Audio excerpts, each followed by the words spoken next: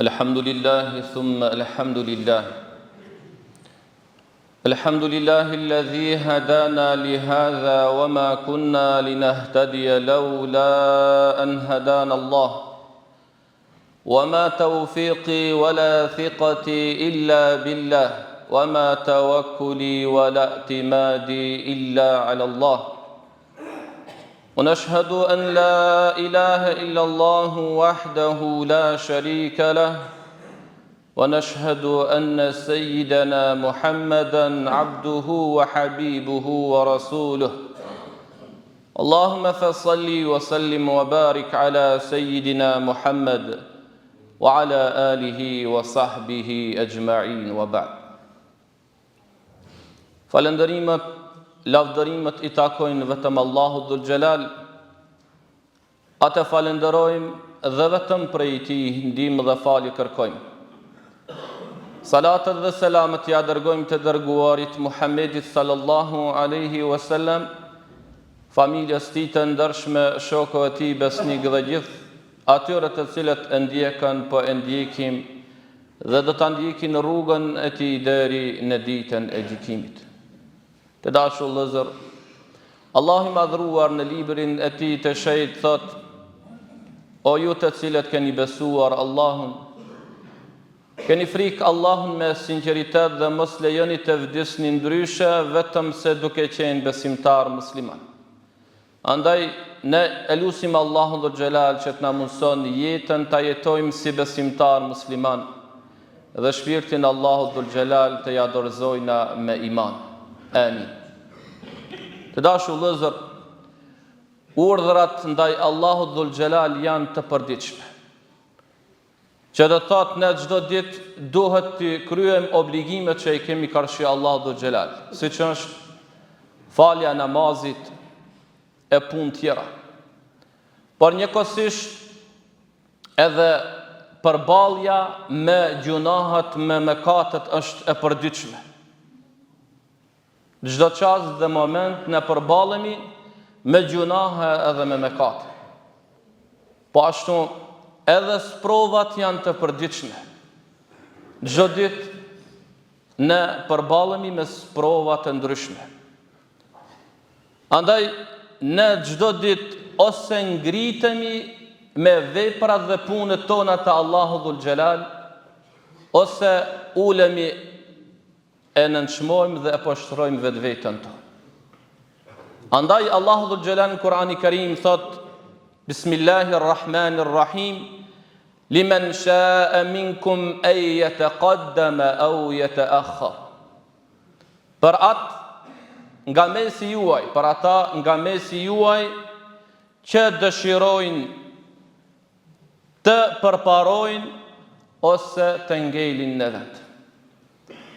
Për ata të cilët nga mesi juaj dëshirojnë të përparojnë me vepra të mira, me ibadet ndaj Allahut Dhul Gjelal, me pajisje të mirë të moralit, duke ju nënshtruar Allahut Dhul Gjelal, dhe ata të cilët duan të ngecin, duke mos I kryer obligimet ndaj Allahut Dhul Gjelal. Pra kjo do të thotë që secili prej nesh që dëshiron të përparoj, të ngritet, le të bëj vepra të mira, le të kryej obligimet që I ka karshi Allahut Dhul Gjelal. Të dashur vëllezër, edhe pengesat në kryerjen e obligimeve ndaj Allahut Dhul Gjelal janë të ndryshme. Shpesh herë puna na ban që ne të mos I kryejmë obligimet. Ndonjëherë familja, ndonjëherë arsye të ndryshme, por nuk duhet që të lejojmë vetveten tonë që të harrojmë Allahun Dhul Gjelal dhe të bëhemi neglizhent.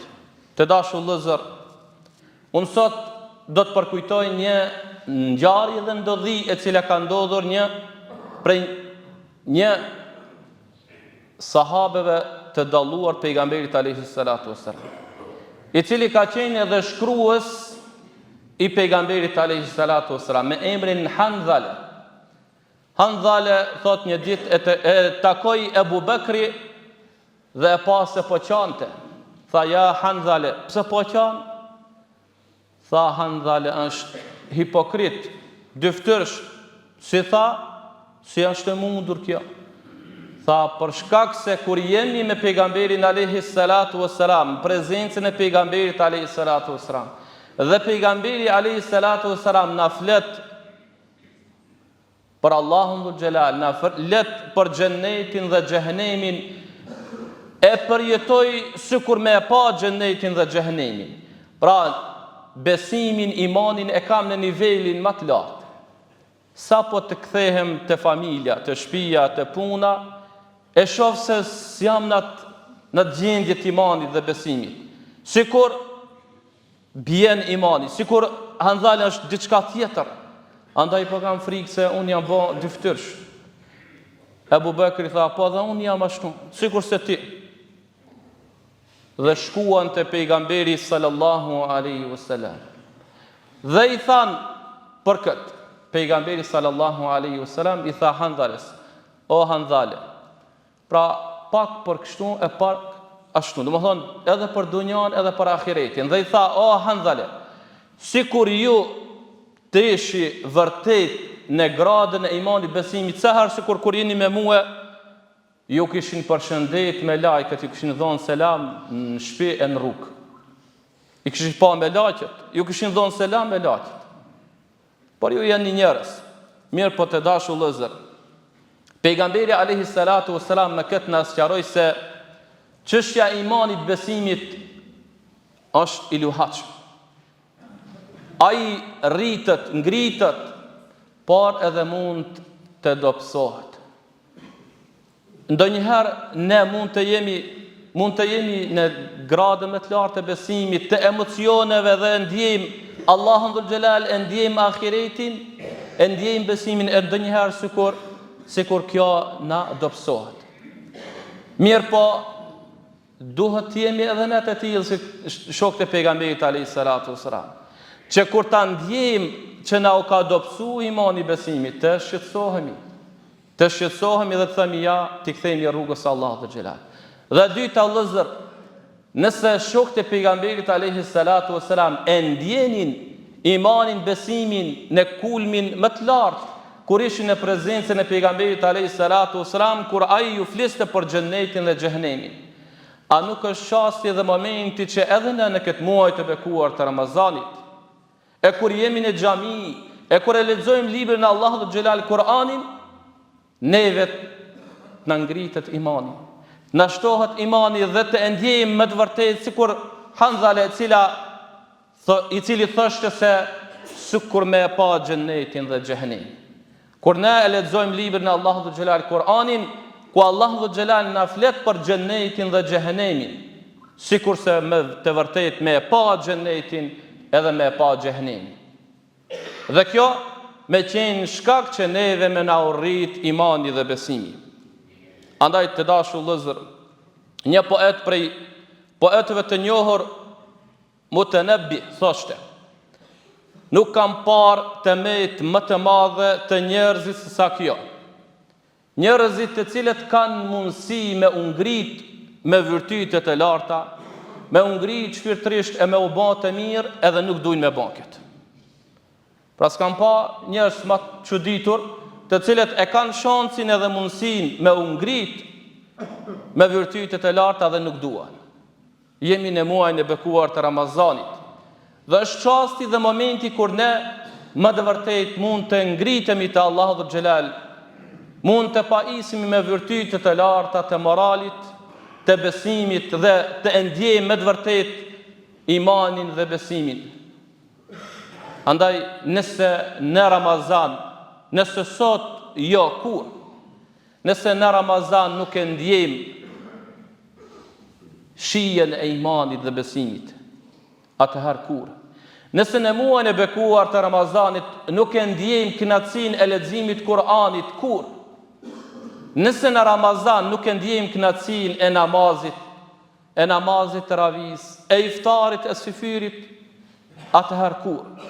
Nëse në Ramazan ne nuk tregojmë falje, dashamirësi, mëshirë ndaj të tjerëve, atëherë kur presim që të bëhemi të tillë? Andaj të dashur vëllezër, është momenti që ne të kthehemi te Allahu dhul Xhelal dhe të bëmi prej asaj që Allahu dhul Xhelal pjesë e ajetit ku tha e yataqaddama, që duan të e përparojnë vetveten e vet. Tha Allahu dhul Xhelal inna ila rabbika ruj'a, me të vërtet kthimi është te Allahu dhul Xhelal. Patjetër se do të kthehemi te Allahu dhul Xhelal. Allah na mëson që të kthehemi te Zoti të bindur e të nënshtruar e me vepra të mira. Aqulu qawli hadha wa astaghfirullaha li wa lakum innahu huwal ghafurur rahim.